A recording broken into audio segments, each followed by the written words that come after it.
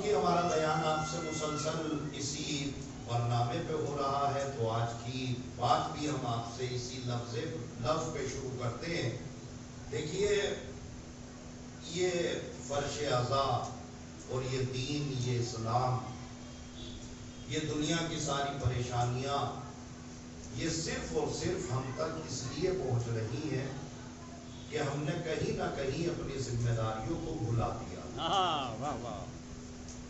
یہ جو ہمارا جملہ ہے کہ ہم اتنے سال سے مجلس کر رہے ہیں یا اتنے سال سے نمازیں پڑھ رہے ہیں، اتنے سال سے ہم دعائیں مانگ رہے ہیں، اللہ ہماری سنتا نہیں، تو یقین جان لیجیے کہ وہ پروردگار تمہیں بہت زیادہ چاہتا ہے. پروردگار بڑا رحیم ہے، کریم ہے. بس شرط یہ ہے کہ انسان کے اندر وہ صلاحیت آنی چاہیے کہ تمہاری آواز نیچے سے باب اجابت سے ٹکرائے ہو اور عطا اوپر سے ہوتی ہے، قبول بندہ کرتا ہے. اب میں آپ کے قریب آتا ہوں، چونکہ میری مجلس میں زیادہ تر خطاب بھی ہمارا نوجوانوں سے رہتا ہے، تو میں آج کا خطاب بھی نوجوانوں سے کرنا چاہتا ہوں. یاد رکھیے گا، دنیا میں اگر کبھی بھی پریشانی آپ کے قریب آئے اور کوئی بھی پریشانی آپ کو اپنے گھیرے میں لے، تو ایک مرتبہ اپنے گریبان میں منہ ڈال کے ضرور دیکھیے گا کہ آیا کہیں ایسا تو نہیں ہے کہ ہماری خود کی بیماریاں اور ہماری خود کی وجوہات ہماری پریشانیوں کا سبب بنے. چنانچہ ایک عالم گزرے ہیں جن کا نام ہے آقائے رجب علی خیاط، ایک پائے کا عالم ہے جن کو پڑھنے کے لیے مجھ جیسے طالب علم کو بھی ایک اچھا خاصا وقت چاہیے. یہ اپنی کتاب میں ایک واقعہ ان کے ملتا ہے. میں چونکہ روزانہ ایک واقعہ آپ کو سناتا ہوں تاکہ آپ اپنے گھر تک لیتے ہوئے کچھ تحفہ جائیں، لہذا مشہور و معروف واقعہ ہے کہ ایک نوجوان نوکری کرتا تھا، سروس کرتا تھا آفس میں، اور باقاعدہ روزانہ گھر سے نکلتا تھا، آفس میں جا کے نوکری کر کے واپس آتا تھا. ایک دن اس کے مالک نے اس سے کہا کہ دیکھو فلاں نمبر کی فائل رکھی ہوئی ہے، فلاں نمبر کی فائل لا کے مجھے دو. اب یہ گیا، اس نے الماری کھولی، فلاں نمبر کی فائل ڈھونڈ رہا ہے، وہ فلاں نمبر کی فائل نہیں مل رہا ہے. یہ جو ہے وہ نوجوان مالک کے پاس آیا اور آ کے کہنے لگا کہ سرکار، سر جو بھی کہا جاتا ہے کہ سر وہ فائل اس نمبر کی نہیں مل رہی ہے. تو مالک نے بڑا ڈانٹا اور کہا کہ جانتے ہو وہ فائل جو ہے وہ کتنی اہم ہے، اور اگر جو ہے وہ فائل مجھے اس تاریخ تک نہیں ملی تو میں تمہیں نوکری سے نکال دوں گا. توجہ چاہ رہا ہوں. اور وہ کہتا ہے کہ ہو سکتا ہے کہ تم نے پیسہ لے لا کے ادھر ادھر فائل کر دی ہو، لہٰذا مجھے پتا ہے مجھے فلاں تاریخ تک میری ٹیبل پہ فائل چاہیے. نوجوان کا بیچارہ گھبرا گیا کہ مجھے نوکری سے نکال دیا جائے گا، بے روزگار ہو جاؤں گا، اپنے گھر والوں میں میرے فاقے کے نوبت آ جائے گی. لہذا وہ جلدی سے، جب انسان پریشان ہوتا ہے تو اسے اگر کچھ ملے نہ ملے کم سے کم مسجد کا پیش امام ضرور ملتا ہے. وہ جلدی سے اپنے پیش امام کے پاس پہنچا.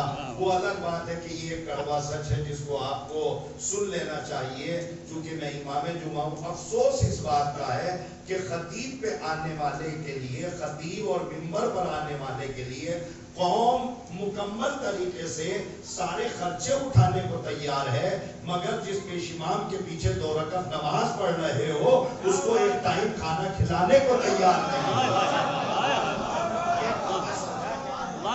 چونکہ جو ہے وہ ہم امام جمعہ بھی ہیں تو اس لیے ہم اس دور سے گزرتے ہیں تو ہمیں پتا ہے. تو میرے عزیزوں، وہ جلدی سے مولانا کے پاس گیا اور مولانا سے جا کے کہنے لگا قبلہ اس نمبر کی فائل میرے آفس سے کھوئی گئی. پورا قضیہ سنایا.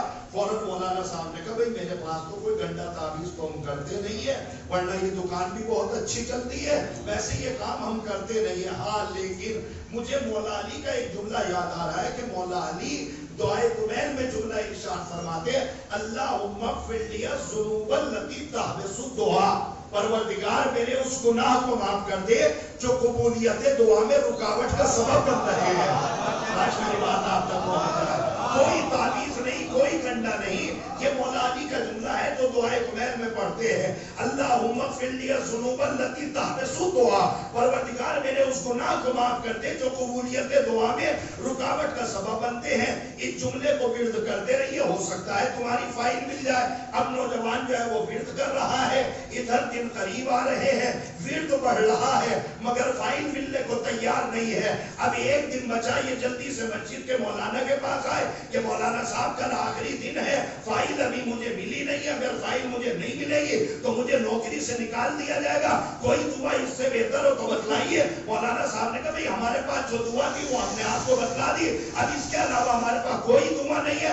اگر آپ کو اس سے زیادہ کچھ چاہیے تو برابر میں گھر ہے آقائے رجب علی خیاط کا, آپ ان سے مل لیجئے. نوجوان جلدی سے آقائے رجب علی خیاط کے یہاں پہنچا, آقائے رجب علی کو سلام علیہ کیا, آقائے رجب علی خیاط کو اپنا پورا قضیہ سنایا. ادھر نوجوان میری طرف دیکھیے, ادھر نوجوان اپنا قضیہ سنا رہا تھا, آقائے رجب علی خیاط اپنے سر کو جھکا کے سن رہے تھے. تقوی کی ایک منزل یہ بھی ہے کہ اللہ جب کسی کو کمال دے تو انسان سر بلند کر کے نہ سنے, سر کو جھکا کے سنے. تقوی کی ایک منزل یہ بھی ہے. اور میرے عزیزو, اگر خدا نہ خواستہ کسی نہ کسی مقام پہ ایک ہلکا سا تعویذ کسی کے کام آ جائے تو وہ آدمی جو ہے وہ پنچایت جوڑ لیتا ہے, باقاعدہ اپنے قصیدے پڑھنے لگتا ہے. آقائے رجب علی خیاط خود اپنی کتاب میں لکھتے ہیں, یہ نوجوان مجھ سے باتیں بتا رہا تھا, میں سر کو جھکائے بیٹھا تھا, اس لیے کہ تقوی کی منزل یہ ہے کہ جیسے جیسے بلندی ملتے چلی جائے ویسے ویسے انسان اپنے سر کو جھکاتا چلا جائے, منکسر مزاجی ملتی چلی جائے. جب ساری اپنی بات کہہ چکا, نوجوان میری تقریر سے متوجہ ہو جائے. آقائے رجب علی خیاط کہتے بڑے پریشان لگتے ہو, کہاں پریشان ہے؟ کہا تو پھر سنو, تمہاری ایک بہن ہے, جو سمجھ گئے سبحان اللہ, تمہاری ایک بہن ہے, اس کا شوہر مر گیا اور وہ بیوہ ہو گئی. تم نے آج تک اس بہن سے جا کے نہ پوچھا کہ میری بہن کے گھر کا خرچہ کیسے چل رہا ہے.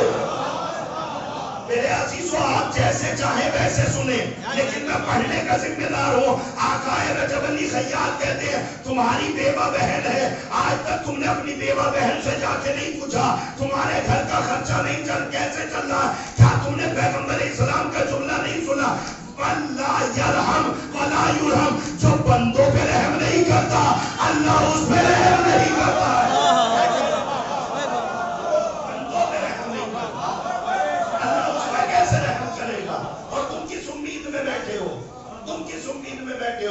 کہ تم نے آج تک اپنی سگی بہن کو جا کے نہیں دیکھا کہ تمہاری بہن کس حال میں ہے. اور جانتے ہو یہ اسی ساری کی ساری لاپرواہی کا نتیجہ ہے کہ آج تم اپنے پریشانی میں مبتلا ہو. آقائے رجب علی خیاط کے یہاں سے یہ اٹھا, اپنی بیوہ بہن کے گھر میں پہنچا. جملہ محسوس کرتے ہیں تو محسوس کر لیجئے گا. مرحوم شیخ احمد کافی نے اپنی کتاب میں لکھا کہ مرحوم ماں کے بعد اگر کوئی محبت جیسا آنچل اللہ نے کسی آنچل کو بنایا ہے تو وہ ماں کا دامن ہے.